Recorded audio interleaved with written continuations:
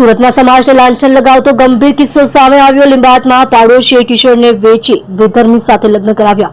સુરતમાં સમાજને લાંછન લગાવતો કિસ્સો સામે આવ્યો છે, જેમાં કિશોરને બીજી વાર હિન્દુ યુવકને રૂપિયા 2 લાખમાં વેચી મારી અને ત્રીજા યુવકે સિવિલ મેરેજ માટે જીદ કરતા ભાંડો ફૂટ્યો હતો.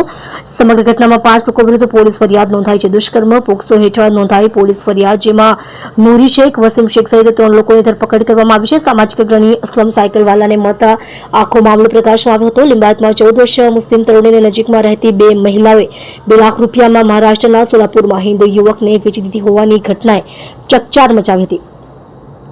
આ સગીરાને પહેલા પણ વેચવામાં આવી હોવાનું અને ત્રીજી વખત વેચવાના પ્રયાસમાં બહાર આવતા પોલીસે 5 વિરુદ્ધ ગુનો નોંધી આ કાવતરાના સૂત્રધાર ગણાતી નૂરી શેખ, તેના પતિ વસીમ સહિત 3 ની ધરપકડ કરી હતી. ઘટના બુધવારે રાત્રે પ્રકાશમાં આવી હતી. લીંબાયતની વસાહતમાં રહેતી 14 વર્ષીય મુસ્લિમ તરુણીને નજીકના વિસ્તારમાં રહેતી નૂરી શેખ, તેના પતિ વસીમ શેખ અને ફરઝાના નામની મહિલા લગ્ન માટે વેચી દીધાની માહિતી સામાજિક અગ્રણી અસલમ સાયકલવાળાને મળતા આખો મામલો પ્રકાશમાં આવ્યો હતો. 14 વર્ષીય મુસ્લિમ તરુણી કેટરિંગના કામ માટે છેલ્લા કેટલાક સમયથી આવી રહી હતી. લીંબાયત વિસ્તારમાં રહેતી નૂરી શેખ તેના પતિ વસીમ શેખ અને ફરઝાના સાથે મળી સગીર અને તરુણીઓને યુવકોને લગ્ન માટે વેચી રહી હોવાની માહિતી લીંબાયત પોલીસ ઇન્સ્પેક્ટર NK કામલિયાને જણાવવામાં આવતા તેઓ દોડતા થઈ ગયા હતા. ડીસીપી ઝોન 2 કાનન દેસાઈ પણ આ ઘટના જાણ્યા બાદ પોલીસ મથકે દોડી ગયા હતા. પોલીસે જેઓ પર છોકરી વેચવાનો આક્ષેપ હતો તે નૂરી શેખ અને તેના પતિ વસીમ શેખને પકડી લાવી હતી. બંનેની પૂછપરછમાં સગીરાઓની હ્યુમન ટ્રાફિકિંગનો ઘટસ્ફોટ થયો હતો.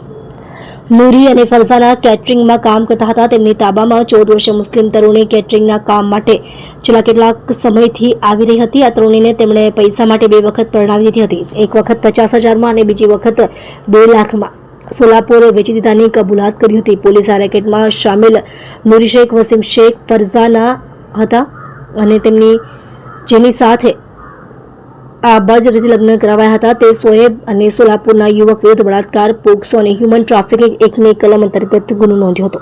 તમે જોઈ રહ્યા છો SD ન્યૂઝ ચેનલ ફેઝલ શેખની સાથે.